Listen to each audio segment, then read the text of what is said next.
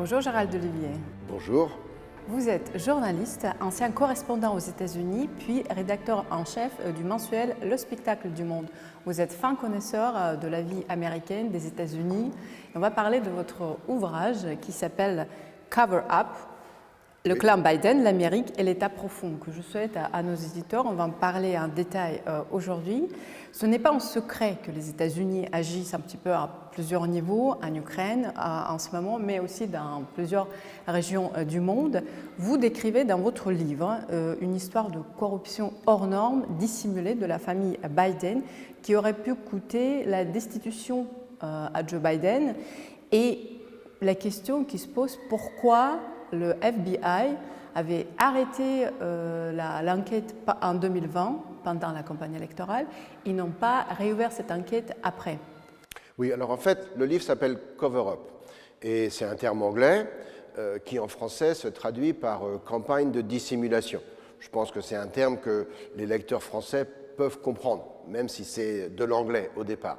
Et si j'ai appelé le livre Cover Up, c'est parce que dans l'histoire que je raconte, au-delà des phénomènes de corruption qui ont pu être identifiés et qui concernent différents membres de la famille Biden, y compris Joe Biden, aujourd'hui président, sur des faits qui se rapportent à l'époque où il était vice-président en grande partie, c'est parce qu'au-delà de ces faits, il y a eu, notamment pendant la campagne de 2020, la campagne présidentielle de 2020, je dirais une campagne de dissimulation, une ingérence menée entre autres par le FBI, également par certains agents du renseignement, avec la complicité des médias, des réseaux sociaux et un certain nombre de personnes qu'on appellerait aujourd'hui des influenceurs, pour justement influer sur le résultat de l'élection présidentielle et favoriser Joe Biden par rapport à Donald Trump. L'histoire est longue, l'histoire est complexe, l'histoire commence en 2010, quand Joe Biden devient vice-président.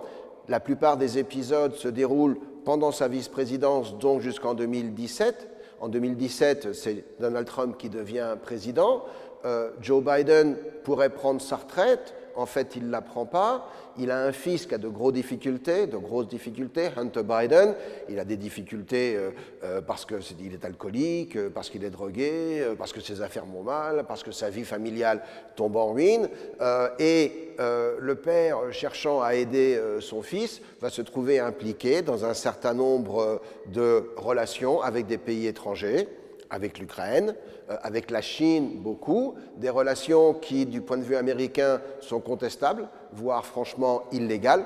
Et une fois qu'il va présenter sa candidature à la présidentielle de 2020, sachant que ce n'était pas prévu dans l'histoire, c'est-à-dire que techniquement, c'est Hillary Clinton qui aurait dû être élue en 2016. L'élection de Donald Trump, elle bouleverse la donne parce que c'est une surprise totale. Il y avait une histoire des mails. Comment ? Il y avait une histoire des mails de Hillary Clinton. Il y avait déjà une histoire d'ingérence du FBI et elle a beaucoup d'ailleurs blâmé le FBI pour l'avoir fait perdre. Ce qui n'est pas totalement vrai, mais enfin c'est un prétexte comme un autre. Néanmoins, l'élection de Donald Trump est une surprise qui bouleverse un petit peu le jeu politique américain et qui remet Joe Biden en ligne. Il redevient un choix légitime pour la candidature. À partir du moment où il se présente à la présidentielle de 2020, il est évident que les déboires de son fils et tous les liens illicites qu'il a pu avoir avec des puissances étrangères, il ne faut surtout pas en parler, parce que ce serait, comment dirais-je, garantir sa non-élection. Donc on va avoir l'intervention d'un certain nombre d'acteurs américains, des acteurs politiques, des élus, et puis également des gens non élus, des technocrates qui travaillent pour telle ou telle agence dans le FBI, qui vont agir pour mettre sous le boisseau un certain nombre d'effets que je raconte dans le livre, pour ne pas gêner Joe Biden, et au contraire, faciliter son élection aux dépens de Donald Trump. D'où le titre de l'affaire Cover Up, donc campagne de dissimulation. Et ça implique la famille Biden, ça implique ce qu'on appelle l'État profond, c'est-à-dire un certain nombre d'agences gouvernementales composées de technocrates qui ne sont pas élus, mais qui ont un pouvoir considérable sur la vie politique américaine et qui en général sont mis en place par l'exécutif et qui constituent une forme d'État dans l'État, parce que très souvent, ces hauts fonctionnaires, les présidents changent tous les 4 ans, ou à peu près, les hauts fonctionnaires, eux, restent en place. Et quand ils ont un agenda politique, eh ben, ils l'appliquent. Et donc là, on a, je dirais, une interférence, voire une ingérence d'une agence fédérale qui est supposée être totalement neutre dans le contexte politique américain. Et pour moi, c'est du jamais vu dans l'histoire. Ça dépasse, tout le monde se souvient du scandale du Watergate et comment ça a coûté sa présidence à Richard Nixon. Pour moi, les faits dont on accuse Joe Biden sont beaucoup plus graves, beaucoup plus étendus, portent sur une période beaucoup plus longue, impliquent beaucoup plus d'agences fédérales et constituent, je dirais, un phénomène de corruption sans précédent dans l'histoire des États-Unis. Pour revenir à la Deep State ou l'État profond, il est vraiment omniprésent dans les discours des républicains, et notamment de Donald Trump, qui accuse la politique des démocrates. Est-ce qu'il est vraiment puissant? Et d'ailleurs, d'où vient cette définition, depuis quand on appelle ça the Deep State? Alors, je n'ai pas réfléchi à l'origine du mot Deep State, mais c'est vrai que Donald Trump l'a beaucoup mis en avant. Voilà, le Deep State est composé de toutes les administrations dont les membres perdurent au-delà de tel ou tel président ou de tel ou tel cycle électoral. Et très souvent, ce Deep State, il a un agenda politique, il est en général progressiste, très très peu conservateur. Il faut bien comprendre une chose, qu'est-ce qui distingue un conservateur ou un républicain aux États-Unis d'un démocrate? C'est la foi dans le gouvernement. Les républicains et les conservateurs préfèrent le moins de gouvernement possible. Ils ne sont pas du tout portés à agir ou à intervenir ou à rechercher des postes gouvernementaux. Au contraire, quand on est démocrate, on croit en l'action du gouvernement et on veut en faire partie. Donc on a dès le départ, je dirais, une séparation des camps qui fait que les démocrates sont beaucoup plus enclins à mettre en avant les agences gouvernementales, à utiliser ces postes à des fins idéologiques pour transformer le pays. Et avec le temps, s'est constituée cette deuxième administration, ces gens qui perdurent au-delà des présidents et qui peuvent, je dirais, agir contre eux, et contre, d'une certaine façon, l'intérêt national. Donald Trump en a fait l'expérience dès son premier mandat. Ce n'est pas le sujet de mon livre, mais on peut y consacrer une petite minute. Souvenez-vous de cette fameuse affaire de collusion avec la Russie. Avant même qu'il ait été élu, on l'a accusé d'être un agent de Moscou, d'avoir des contacts avec Poutine, d'être aux ordres du Kremlin. Tout ça a été totalement inventé, il n'y avait rien de vrai dedans.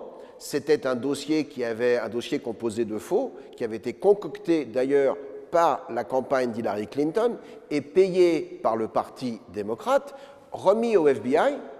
On sait très bien que le FBI, à ce moment-là, dans son analyse, a déterminé que le dossier était un faux, mais ils ont quand même utilisé le dossier pour nuire à Donald Trump, ce qui a débouché sur 2 ans d'enquête, un procureur spécial, des millions de dollars de dépensés, beaucoup d'entraves à la politique de Donald Trump, l'accusation qui a perduré que c'était un agent russe, et tout ça pour arriver à rien du tout. Mais on l'a quand même empêché de mener sa politique. Ça, c'était pendant qu'il était président. Donc là, on a une action de l'État contre l'administration en place. C'est une forme de trahison. Ce qui se passe pendant la campagne, c'est que le FBI agit pour que toutes les informations concernant ce fameux ordinateur, parce que tout part, on en parlera peut-être, du fameux ordinateur de Hunter Biden, le fils du président, le FBI agit pour qu'aucune information ne sorte concernant cet ordinateur et que si une information venait à sortir, elle soit immédiatement décrédibilisée comme une forme de désinformation russe. Et on sait aujourd'hui, et on savait déjà à l'époque, que le FBI était bien conscient que l'ordinateur en question existait, que ce n'était pas du tout une campagne de désinformation russe, mais ils ont quand même maintenu ce narratif parce qu'il était dans leur intérêt idéologique, il allait nuire à Trump et favoriser Joe Biden. Justement, pour revenir à l'ordinateur, comme dit Donald Trump, ordinateur sorti de l'enfer, oui. From the hell. Effectivement, les informations révélées sont choquantes. Oui. Vous commencez votre livre, vous dites ce n'est pas une enquête, c'est un compte-rendu. Oui. On dirait un scénario hollywoodien. On aurait pu croire que c'était une fiction. C'est un compte-rendu, il y a des faits, des documents, etc. Pourquoi, à un moment donné, vous avez partiellement répondu à cette question, mais ces informations n'ont pas fait la une des médias occidentaux dans le monde entier? Il y avait de petites lignes dans des médias alternatifs, certes, quelque part, mais normalement, tu ouvres Google, il y a toujours les méchants russes, Poutine, je ne sais pas quoi, cancer de tel. Parce que ça ne correspond pas au narratif que le monde progressiste, qui va au-delà des États-Unis, qui est très internationaliste, ça ne correspond pas au narratif qu'ils veulent mettre en avant. C'est pour ça que si vous inversez les rôles, supposons que ce que je raconte dans mon livre ne concerne pas la famille Biden, mais concerne la famille Trump. Que ce soit le fils de Trump qui soit drogué, qui engage des prostituées, qui dépense des millions dans l'alcool et dans d'autres choses, qui fasse des contrats avec la Chine, l'Ukraine et d'autres pays, mais ce serait en première page des journaux depuis tout le temps, et la famille Trump aurait été décrédibilisée, le fils serait en prison, on n'en parlerait plus. Parce que ça correspondrait au narratif. Trump, c'est le méchant et Biden, c'est les bons. Les conservateurs sont les méchants et les progressistes sont les bons. Donc ça correspond à une histoire que les médias veulent mettre en avant. Mais ce qu'il faut bien comprendre ici, en effet, c'est que tout ce que je raconte dans mon livre est vrai. Tout ce que je raconte dans mon livre a été documenté par des rapports parlementaires, par des témoignages. Il y a même certains faits qui proviennent d'interviews. Hunter Biden a donné des interviews pendant la campagne de son père en 2019, en 2020, en 2021, où de manière assez naïve, il raconte un certain nombre de ces faits. Il a rédigé une autobiographie où il s'excuse, enfin je veux dire qu'il s'exempte de toute responsabilité dans tout ce qu'il a fait, alors qu'en fait il en a énormément. Donc il a raconté les choses. Et lui et son père sont convaincus qu'ils ont tellement bien camouflé leurs actions qu'on ne pourra jamais parvenir à détricoter le pull et pouvoir remonter les étapes et démontrer tout ce qui s'est passé. Le Congrès américain, depuis des années, et notamment la commission qui s'appelle le Oversight Committee, le comité de contrôle, essaye de remonter les filières et de mettre tout ça en avant. Et vous l'avez dit au tout début, ce n'est pas encore arrivé, mais ça pourrait le faire au printemps, il est encore possible que les républicains votent une mesure de destitution contre Joe Biden pour les faits que je raconte dans mon livre. Parce que ces faits sont avérés, et le vrai scandale, c'est que justement, personne véritablement n'en parle. Ou quand quelqu'un en parle, c'est quelqu'un qui est, je dirais, inscrit dans un processus politique particulier. C'est soit le New York Post, dont on sait très bien que c'est un quotidien conservateur, c'est soit la chaîne Fox News, qui appartient à Rupert Murdoch, dont on sait que c'est un média conservateur. Donc les gens qui en parlent sont, je dirais, d'un certain bord politique, et à partir de cela, on décrédibilise ce qu'ils racontent. Ça n'en reste pas moins vrai. Est totalement vrai. Donc, ce que j'ai fait dans mon livre, c'est j'ai un petit peu rassemblé les pièces du puzzle. Vous remontez l'actualité jusqu'à 2010, vous regardez ce qu'on sait des activités financières de Hunter Biden, vous savez ce qu'on sait de ses contacts avec son père, par exemple, quelque chose de très banal. Hunter Biden va en Ukraine pour ses propres affaires. Il y passe 3-4 jours. Il revient d'Ukraine. Qu'est-ce qu'il fait? Il déjeune avec son père le lendemain dans la résidence du vice-président à Washington. De quoi parle-t-il avec son père? Peut-être de sa santé, mais inévitablement, son père lui demande « Qu'est-ce que tu as fait en Ukraine? Comment ça s'est passé ?» Donc, on n'a pas de preuve que le père participe aux activités d'affaires de son fils, mais à l'évidence, à chaque fois que Hunter Biden, le fils du vice-président, va à l'étranger, la première chose qu'il fait quand il rentre à Washington, c'est d'aller discuter avec son père à l'occasion d'un déjeuner. Donc on pourrait quand même se poser des questions. À partir du moment où on commence à se poser des questions et comprend les pièces du puzzle, on les rassemble et on arrive à une conclusion qui pour moi est inévitable, à savoir que le fils Biden, Hunter Biden, a mené ce qu'on appelle un système de trafic d'influence qui lui a permis de gagner des millions d'argent, et que son père a, je dirais, co-signé ce système de trafic d'influence en se rendant suffisamment accessible aux partenaires d'affaires de son fils pour crédibiliser cette action. Voilà. Et c'est dans ce sens-là où il y a corruption de la famille Biden. Une fois que ces agissements sont connus, vous avez une deuxième étape où on fait tout pour camoufler et faire en sorte qu'on ne parvienne jamais à reconstituer les pièces du puzzle. Si vous me donnez 2 minutes, je vais raconter une petite histoire très très précise. Plusieurs témoignages de partenaires d'affaires d'Hunter Biden ont dit que quand Hunter signait un contrat, eh bien, il y avait 10% de l'argent de ce contrat qui était réservé au grand patron. En anglais, the big guy. C'est toujours the big guy. Et bien entendu, l'identité de the big guy, du grand patron, elle n'est jamais révélée. Voilà. Néanmoins, quand Hunter Biden mène ses affaires, il implique très souvent le frère du président, hein, son oncle James, parfois également la femme de son oncle, Sarah Biden, et d'autres personnes. Et la famille Biden est en général impliquée dans les affaires d'Hunter Biden. Donc, quand il monte une affaire, il réserve 10% pour le grand patron. Les républicains du Congrès ont identifié en 2017 un versement de 400 000 $ d'une compagnie chinoise à une compagnie américaine contrôlée par Hunter Biden. 400 000 $.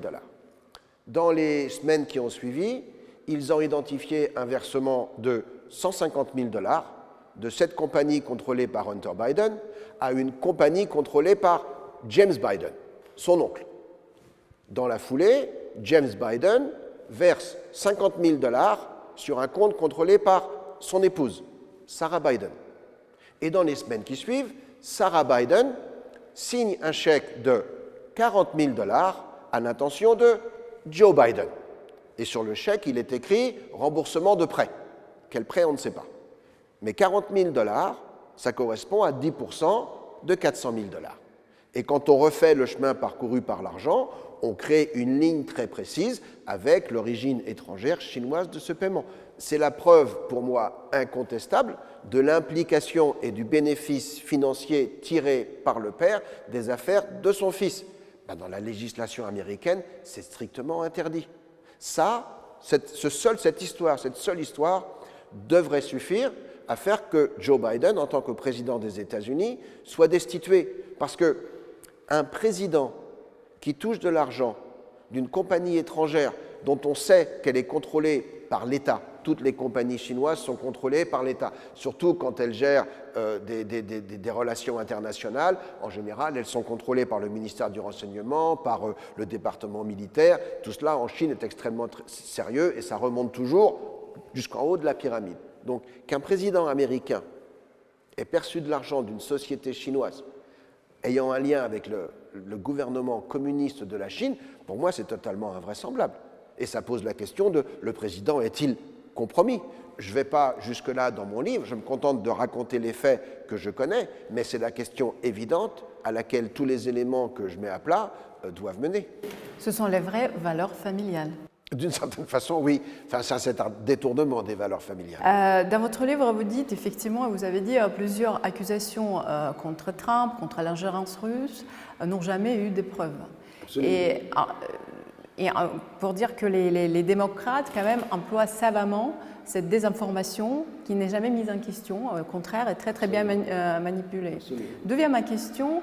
Sur le plan d'information en général, on trouve, moi j'ai trouvé depuis 2022, sur le fond du conflit en Ukraine, que les médias anglo-saxons étaient beaucoup plus ouverts. On pouvait trouver plus d'informations contradictoires dans les médias anglo-saxons par rapport aux médias français, par exemple. Comment vous expliquez cette différence, d'ailleurs, entre les médias en France, en Allemagne et les médias aux États-Unis ou en Angleterre? Aux États-Unis, vous avez aujourd'hui deux courants très distincts en ce qui concerne la politique étrangère américaine. Tout le monde, notamment en Europe, enfin la gauche européenne, une certaine droite aussi d'ailleurs, critique les États-Unis comme trop interventionnistes, comme sèmant la guerre partout où ils arrivent, en profitant des conflits locaux pour s'implanter et ne jamais repartir. Et d'une certaine façon, c'est comme ça que les États-Unis ont installé leur hégémonie à partir de la fin de la Seconde Guerre mondiale. Maintenant, cette hégémonie et ce rôle de gendarme du monde, il n'est plus accepté et il n'est plus souhaité par l'ensemble de l'électorat américain. Vous avez de vraies différences. Il y avait, avant la Seconde Guerre mondiale, un vrai courant isolationniste. C'était l'époque où les États-Unis étaient encore ce continent qui est... Les États-Unis, c'est à la fois un continent et c'est une île. C'est-à-dire qu'il y a l'Atlantique d'un côté, il y a le Pacifique de l'autre. Certes, il y a le Canada au nord et le Mexique au sud, mais ce sont des pays qui n'ont pas l'influence ou la puissance stratégique qui peuvent concurrencer les États-Unis, donc ils sont un petit peu tout seuls.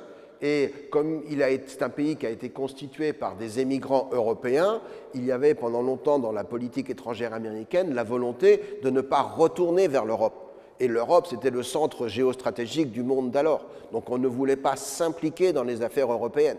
Tout ça a totalement cessé avec la Seconde Guerre mondiale. Et au contraire, à l'issue de ce conflit, les États-Unis sont devenus la première puissance géostratégique, le leader de ce qu'on appelait à l'époque le monde libre, et ils ont installé cette hégémonie à travers un certain nombre d'alliances, dont l'OTAN, et un certain nombre de bases militaires disséminées à travers la planète. Aujourd'hui, 80 ans plus tard, vous avez un certain nombre d'Américains qui considèrent que le monde a changé. On n'est plus en 1950. D'abord, la guerre froide est finie depuis un certain temps.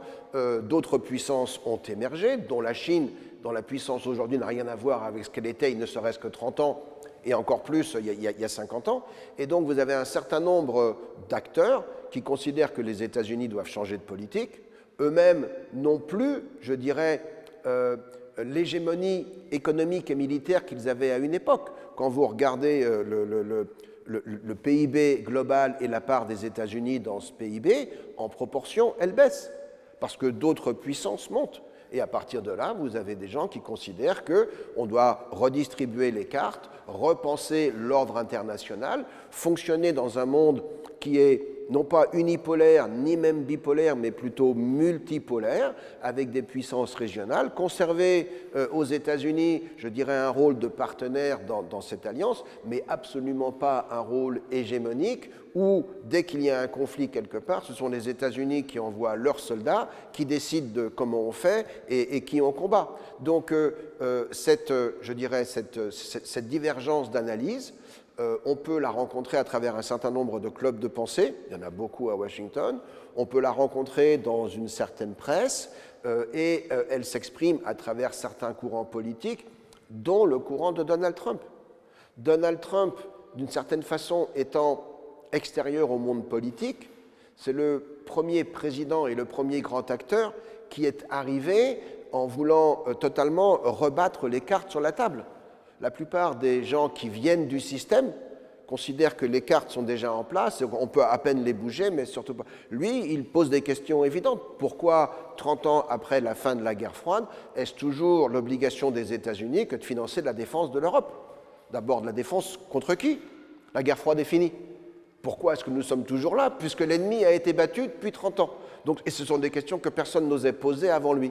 Donc ces questions, elles sont posées aux États-Unis, et elles sont mises en avant par un certain nombre d'acteurs. Et en ce qui concerne la crise ukrainienne, il y a à l'évidence plus qu'une analyse sur à la fois les causes du conflit, les racines du conflit et les solutions au conflit. D'où un petit peu plus de pluralité dans un traitement de cette information. Pour revenir à l'actualité américaine de cette année, d'ailleurs dans votre livre, vous décrivez Joe Biden comme une personne qui s'est inventé plusieurs parcours professionnels. Je vous cite...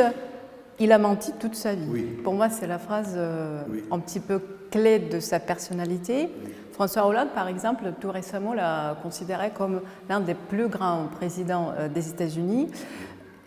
Par contre, Donald Trump est systématiquement dénigré dans les médias partout dans le monde entier. Pourtant, j'ose dire que c'est la candidature qui n'a jamais prôné, de toute façon, ouvertement la guerre. Bien au contraire. Qui n'en a jamais fait aucune. Et qui n'a jamais fait aucune, justement, ce qui est très rare pour la politique extérieure des États-Unis, au contraire, et pour le complexe militaro-industriel américain. C'est la personne qui pourrait tout de suite aller se mettre à la table des négociations avec la Russie, oui. Et ça donne un certain espoir. Cette campagne électorale aux États-Unis, et là cette année, c'est l'année importante, est-ce qu'on peut s'attendre aux surprises? Comment se déroule-t-elle cette campagne? Il y aura sûrement des surprises. La première surprise, celle qu'on constate, c'est que la campagne est terminée avant d'avoir commencé. En tout cas, vous savez, aux États-Unis, l'élection présidentielle se fait en deux temps. Vous avez d'abord ce qu'on appelle les élections primaires, puis après vous avez l'élection générale. Les élections primaires consistent à sélectionner le candidat de chaque grande formation. Donc, côté démocrate, le candidat, c'est Joe Biden. Et il est courant pour un président en exercice d'être candidat à sa réélection, puisqu'ils ont droit à faire 2 mandats, c'est son premier mandat. Néanmoins, Joe Biden a 81 ans, on constate tous les jours que son acuité intellectuelle tend à baisser, son énergie physique aussi, je dirais, sa maîtrise des dossiers, son contrôle de la situation encore plus, sa capacité à gérer les crises, je dirais même d'un point de vue strictement ayant l'énergie pour ça, elle est contestable, elle est problématique. Donc, il aurait été logique qu'un certain nombre de gens, du côté démocrate, se mettent en avant pour être candidat à la place de Joe Biden. S'il est élu, il aura 82 ans au début de son deuxième mandat. Il n'est absolument pas acquis qu'il soit en mesure de le terminer. Il en aurait 86 à la fin de son deuxième mandat s'il était réélu. C'est du jamais vu dans l'histoire américaine. En dépit de cela, il n'y a eu, je dirais, aucune candidature crédible du côté démocrate. Il y a deux candidats qui lui contestent, un monsieur qui s'appelle Dean Phillips, qui est du Minnesota, qui est un simple élu du Congrès, et vous avez une femme qui s'appelle Marianne Williamson, qui est un petit peu gourou de la spiritualité et du self-development, comme on dit en anglais. Ce sont deux candidats totalement mineurs. En vérité, il n'y a pas de contestation à droite, c'est déjà Joe Biden qui aura la nomination, sauf accident de santé. Si demain, il trébuche en montant dans son hélicoptère, qu'il se casse une jambe ou autre chose, les gens se poseront des questions. Si demain, il a des pertes de mémoire encore plus évidentes que celles qu'il a déjà, peut-être que les gens se poseront des questions. Donc techniquement, quelque chose peut encore arriver jusqu'à la convention qui aura lieu au mois d'août. Ça, c'est côté démocrate. Côté républicain, eh bien, Donald Trump est candidat et on constate qu'il écrase la concurrence. Il y a eu 7 ou 8 candidats côté républicain.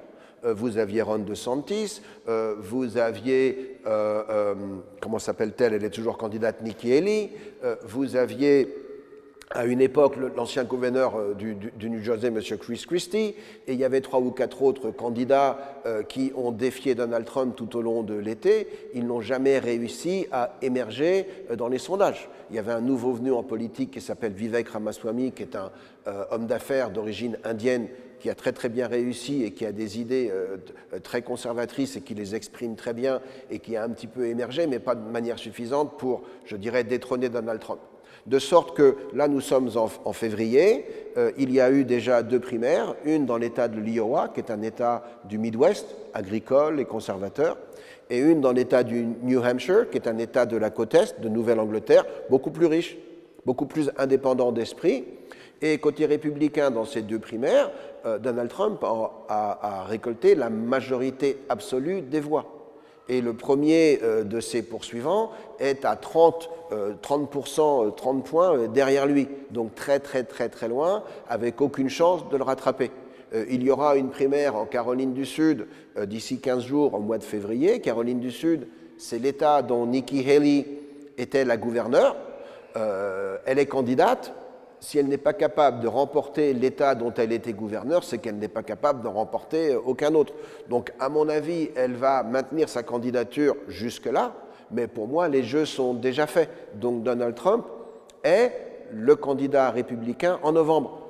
Maintenant, il y a une autre dimension à cette campagne, parce que Donald Trump fait l'effet de poursuites judiciaires. Et c'est là où l'État profond intervient à nouveau. C'est-à-dire que vous avez un procureur de Manhattan, Alvin Bragg, il s'appelle, qui le poursuit pour des faits qui remontent à 2020. Vous avez la garde des Sceaux, la ministre de la Justice de l'État de New York, qui poursuit l'organisation de Donald Trump, pas la personne, mais son organisation, son entreprise, et qui lui demande des centaines de millions de compensations pour des déclarations frauduleuses. Vous avez une procureure de l'État de Géorgie qui poursuit Donald Trump pour ses activités entre l'élection de 2020 et la transition du pouvoir 2021, sa contestation des résultats dans l'État de Géorgie. Et vous avez un procureur indépendant nommé par le ministre de la Justice, lui-même nommé par Joe Biden, qui enquête sur les activités de Donald Trump liées aux incidents du 6 janvier 2021, lorsqu'il y avait eu le fameux assaut contre le Congrès. Donc on a 4 actions en justice parallèles, avec 91 chefs d'accusation contre Donald Trump, et ces actions sont menées par des juges qui sont, je dirais, progressistes, sinon carrément acquis à la cause démocrate, eux-mêmes enregistrés comme électeurs démocrates, et elles sont là pour disqualifier Trump de pouvoir se présenter. L'objectif des démocrates en 2024, c'est pas d'attendre l'élection pour voir s'ils sont capables de battre Donald Trump, c'est de l'éliminer avant pour ne pas prendre le risque de perdre contre lui. C'est en fait ça le véritable enjeu de la campagne. Et pour moi, tout va se jouer au printemps, voir si Donald Trump arrive à déjouer ses pièges, à s'en sortir. Ses électeurs, eux, sont prêts à voter pour lui, mais si vous aviez une injonction de la Cour suprême qui interdise à Donald Trump d'être candidat, à mon avis, ça ne sera pas lieu, ça n'aura pas. Mais c'est ce que voudraient certains démocrates. Et si même la Cour suprême ne donne pas cette injonction, ils sont en train d'essayer de faire en sorte que dans un certain nombre d'États, des États acquis déjà aux démocrates, eh bien on interdise, on supprime le nom de Donald Trump sur les bulletins électoraux. Il a déjà été banni de la primaire de l'État du Maine, qui est un État de Nouvelle-Angleterre, et banni de la primaire de l'État du Colorado. Donc les démocrates essayent de le disqualifier. Au nom, il serait dangereux contre la démocratie, parce qu'il aurait des tendances autoritaires. Donc au nom de la protection de la démocratie, on fait fi des règles de la démocratie. Ça, c'est typique des démocrates qui agissent toujours au nom de la démocratie, mais qui en fait sont les premiers à la détourner, et c'est d'ailleurs tout le sujet de mon livre également. Et avec la machine médiatique derrière. Et avec une machine médiatique acquis à leur cause derrière. Ah ben de toute façon, sans la machine médiatique, ce qui s'est passé en 2020 ne se serait jamais passé. Je ne sais pas si on peut prendre 2 minutes pour le raconter, mais donc il y a cette affaire d'ordinateur. D'accord, Hunter Biden, en 2019, dépose de manière tout à fait anodine son ordinateur parce qu'il veut qu'il soit réparé. Bien. Il est dans une période d'abus de drogue, ça va très mal pour lui, etc. Il oublie d'aller jamais récupérer l'ordinateur. Et il a signé un reçu, comme quoi au bout de 90 jours, si l'ordinateur n'est pas repris, ben le réparateur du magasin, l'ordinateur devient sa propriété. Il a le droit de s'en débarrasser s'il le souhaite. Il a demandé à ce réparateur de transférer le contenu de l'ordinateur sur un autre disque dur parce que pour un dégât quelconque, c'était plus accessible. Donc le réparateur a fait cette opération et en faisant cette opération, il s'est aperçu que l'ordinateur contenait des choses surprenantes et salaces, aussi bien des vidéos porno, ça le regarde, que surtout des échanges avec un certain nombre de personnalités extrêmement importantes de pays où les États-Unis sont impliqués, dont l'Ukraine. Et en 2019, il y a déjà une affaire ukrainienne. C'est l'époque où Zelensky est élu président. C'est l'époque où on embête Donald Trump parce qu'il aurait eu des propos avec Zelensky qui auraient pu chercher à nuire à ses adversaires, etc., etc. Il y a toute une affaire ukrainienne. Et donc le réparateur, au bout de 90 jours, quand Hunter Biden a oublié son ordinateur, bah, il regarde dedans en disant qu'est-ce que c'est que tout ça, et il découvre ces éléments et il décide d'informer le FBI. Il agit comme n'importe quel bon Américain. Il se retourne vers la justice. Il remet donc cet ordinateur et tout son contenu, avec toutes les informations compromettantes concernant Hunter Biden et les autres membres de sa famille, dont son père Joe Biden, il remet cet ordinateur au FBI. Et il s'attend à ce que le FBI révèle toutes ces informations, que ça explose en couverture de tous les journaux et de toutes les informations, et il ne se passe rien, rien du tout. Et lui-même est surpris que cet objet qui semble si important à l'aube d'une campagne présidentielle soit ainsi mis sous le boisseau, ignoré, caché. Alors il a évidemment fait une copie avant, il n'était pas totalement naïf. Et il décide donc au dernier moment d'envoyer cette copie à des gens dont il sait, ou il espère, qu'ils révéleront la vérité. Il l'envoie notamment à M. Giuliani, Rudolph Giuliani, qui est l'un des avocats de Donald Trump.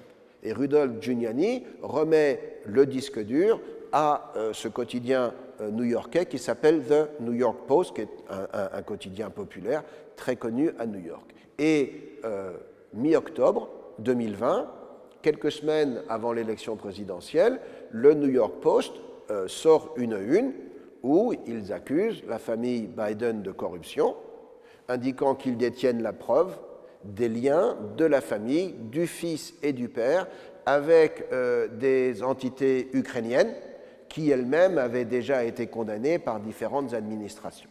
Et le New York Post espère que ce scoop va bouleverser je dirais, le déroulé de la campagne. Et encore une fois, pas du tout, parce qu'immédiatement, les informations du New York Post pardon, sont dénigrées par d'autres organes de presse, le New York Times, le Washington Post, CNN, et elles sont surtout interdites par les réseaux sociaux. C'est-à-dire que Google, Facebook, Twitter bloquent systématiquement les comptes de personnes qui chercheraient à poster, à répandre les informations fournies par le New York Post. Le prétexte de tout cela, c'est que ce serait de la désinformation russe. Pourquoi est-ce que les réseaux sociaux agissent ainsi? Parce que depuis le mois de janvier, ils ont été en contact avec le FBI, qui, comme par hasard, les a mis en garde contre des révélations sensationnelles qui pourraient intervenir vers la fin de la campagne et qui concerneraient notamment un ordinateur ayant appartenu au fils de Joe Biden. Et si c'était le cas, ces réseaux sociaux doivent savoir que cet ordinateur est un faux, que c'est de la désinformation russe. Mais le FBI qui raconte ça, ils ont l'ordinateur dans leur placard. Ils savent qu'il n'est pas faux. Vous avez une ingérence invraisemblable et vous avez une coopération. Je dirais, ce n'est pas le FBI qui impose la censure. Le FBI recommande aux réseaux sociaux d'agir d'une certaine façon. Et ce sont les réseaux sociaux eux-mêmes, Google, Twitter et les autres, qui s'auto-censurent ou qui censurent tous ceux qui vont dans le sens. On a une mécanique qui a été formidablement mise en place. Et si ça ne suffisait pas, quelques jours après la diffusion de ce scoop par le New York Post, vous avez une lettre publique, une lettre ouverte, qui est signée de 51 anciens responsables du renseignement, des gens très haut placés, anciens directeurs de la CIA, anciens présidents du Conseil de sécurité nationale. Et ces hauts fonctionnaires du renseignement affirment que les révélations concernant le fameux ordinateur ont le caractère d'une opération de désinformation russe. Ils ne disent pas que c'en est une, ils sont très très subtils, ils sont très intelligents, ont toutes les caractéristiques d'une affaire de désinformation russe. Ils savent que c'est faux, ils savent qu'ils mentent, mais ils rentrent dans un narratif au service de Joe Biden pour interférer et nuire à la possible réélection de Donald Trump. Là, on a pour moi une ingérence sans précédent dans la campagne et on a l'implication donc des réseaux sociaux et d'un certain nombre de groupes médiatiques dans cette opération qui est orchestrée par l'État profond. Effectivement, vous avez très bien décrit ça avec plusieurs données dans votre livre, Cover Up. J'ai encore des questions, notamment la question sur l'Ukraine, puisqu'on en parle, et là on ne peut pas nier. Donald Trump récemment a exhorté les élus républicains à s'opposer à une nouvelle aide à l'Ukraine. Et on sait que l'opinion publique change. Je rappelle que l'Union européenne va envoyer 50 milliards d'euros en Ukraine, 27 pays de l'Union européenne. Est-ce que ces voix qui se lèvent contre l'aide en Ukraine, est-ce qu'elles sont entendues aux États-Unis? Ah oui, tout à fait. Aux États-Unis, l'Ukraine est un sujet de campagne. L'aide à l'Ukraine, l'attitude à adopter vis-à-vis de Vladimir Poutine, vis-à-vis du président Zelensky, ce sont tous les deux des sujets de campagne. Maintenant, la politique américaine, elle est souvent très compliquée et je dirais extrêmement mal conduite. C'est-à-dire que les élus, pour rechercher un compromis, un consensus, je rappelle qu'aux États-Unis, on a un congrès. On n'a pas un parlement. Dans un parlement, les partis votent la ligne du parti et on ne traverse jamais la ligne. Dans un congrès, on recherche le consensus. Et donc le principe même de la politique américaine, c'est que quelqu'un qui n'est pas forcément de votre camp va se rallier à votre position si vous êtes capable de lui apporter quelque chose dont il a besoin. Et on parvient à cela en mettant dans certains textes de loi plusieurs éléments. Donc aujourd'hui, vous avez une loi énorme qui est en train d'être débattue, elle va être rejetée, mais elle est en train d'être débattue au Sénat et elle pourrait être présentée à la Chambre, une loi qui concerne à la fois la question de la frontière, parce qu'il y a un problème d'immigration clandestine majeur aux États-Unis, qui concerne l'aide à Israël, qui concerne l'aide à l'Ukraine et qui concerne même l'aide à Taïwan. Et tout ça est lié dans une même loi. Et le principe des démocrates, c'est d'aller dans le sens du complexe militaro-industriel qui est une petite partie de l'État républicain, qui n'est pas Donald Trump, qui est l'establishment républicain. Donald Trump est plutôt contre ce complexe-là, et ce complexe est contre lui. Mais vous avez néanmoins, côté démocrate au Congrès, l'idée qu'on va donner à ce complexe une aide à l'Ukraine, en échange de quoi ils voteront pour nous pour une loi très conciliante sur le contrôle du flot d'immigrants illégaux à la frontière. Et vous avez un certain nombre de républicains, élus républicains, qui disent c'est un piège, il ne faut pas tomber dedans. Et vous avez Donald Trump qui a dit clairement que c'était un piège énorme et qu'il ne fallait surtout pas tomber dedans. C'est-à-dire que pour moi, cette loi, il n'y a aucune chance qu'elle soit votée, mais tout l'enjeu, tout le principe même de l'action démocrate est de parvenir à obtenir, je dirais, un package, comme on dit en anglais, c'est-à-dire un certain nombre de mesures d'aide à l'Ukraine tout de suite, en échange de quelque chose d'autre, quel que ce soit, parce qu'ils craignent bien évidemment qu'une fois Donald Trump élu, on ait d'abord un gel de la situation. Aux États-Unis, l'élection a lieu le 5 novembre, mais la prise de fonction, elle aura lieu le 21 janvier 2025. Donc il y a toujours ces 3 mois de transition. À partir du 5 novembre, la politique américaine en Ukraine serait gelée, l'aide américaine à l'Ukraine serait gelée, et tout serait revu à partir du moment où Donald Trump deviendrait président. Et Donald Trump a clairement dit que lui, président, sa première priorité, ce serait de mettre fin à ce conflit et à trouver un moyen de s'entendre avec Zelensky et avec Poutine. Comment? Il n'a pas donné les détails, mais il a quand même indiqué qu'il n'aurait pas du tout l'attitude de l'administration actuelle. Donc, au sein de l'administration actuelle, ceux qui veulent qu'il y ait de l'argent qui aille à l'Ukraine, ils essayent de trouver un moyen que cet argent soit approuvé avant l'élection présidentielle, parce que sinon, ils savent que ce ne sera jamais le cas. Dans l'une de ses dernières interviews, Emmanuel Todd a déploré cet aveuglement que l'Europe a encore pour les États-Unis. Selon lui, les États-Unis déstabilisent le monde entier, pas que lui d'ailleurs pense. L'Amérique tourne mal, dit Emmanuel Todd. Êtes-vous d'accord avec Emmanuel Todd? Et ma dernière question, c'est où sont les intérêts européens? Est-ce que les intérêts européens sont avec les États-Unis d'aujourd'hui? Tout dépend de la question, tout dépend de où on regarde dans le monde. Maintenant, non, les intérêts de l'Europe et les intérêts américains ne sont pas systématiquement les mêmes. C'était le cas du temps de la guerre froide, oui, parce que vous aviez le rideau de fer, vous aviez un bloc communiste, vous aviez un bloc capitaliste, et ce bloc capitaliste était géré par les mêmes lois, les mêmes règles que le bloc capitaliste américain. Donc on appartenait au même monde face à un même adversaire, et puis vous aviez des alliés que vous pouviez faire graviter autour. La fin de la guerre froide a totalement bouleversé cet ordre-là, et le problème, c'est qu'un certain nombre de pays n'en ont pas tenu compte, en partie les pays européens. Pourquoi est-ce qu'ils n'en ont pas tenu compte? Parce que quand vous êtes la Pologne et que vous avez une frontière avec la Russie, si vous vous posez la question de, en cas de conflit, est-ce que je suis capable de me défendre tout seul? La réponse est non. Qui est capable de m'aider? Est-ce que ça va être l'Allemagne, qui m'a déjà... voilà, on connaît l'histoire entre l'Allemagne et la Pologne. Est-ce que ça va être les Français? Ou est-ce que c'est plutôt les Américains? La réponse, elle est très simple, ce sont les Américains. Parce que ce sont les seuls qui ont une puissance suffisante, non seulement pour venir aider la Pologne, mais surtout pour avoir une influence dissuasive sur la situation. Et donc, il devient à ce moment-là beaucoup plus simple pour l'Europe de confier sa défense aux États-Unis. Et au passage, ça libère de l'argent pour des programmes sociaux, pour une activité sociale beaucoup plus progressiste.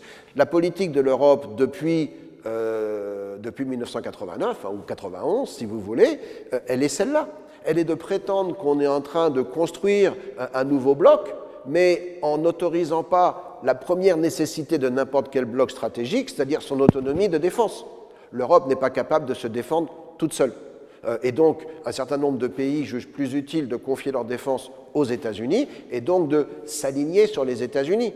Et la Pologne n'est pas, tout respect que je dois à ce pays, n'est pas une grande puissance mondiale qui, de toute façon, va avoir une voix. Dans les pays qui pourraient avoir cette voix, il y a la France, il y a les Anglais, puisque tous les deux ont un siège permanent au Conseil de sécurité des Nations Unies et que tous les deux sont des puissances nucléaires.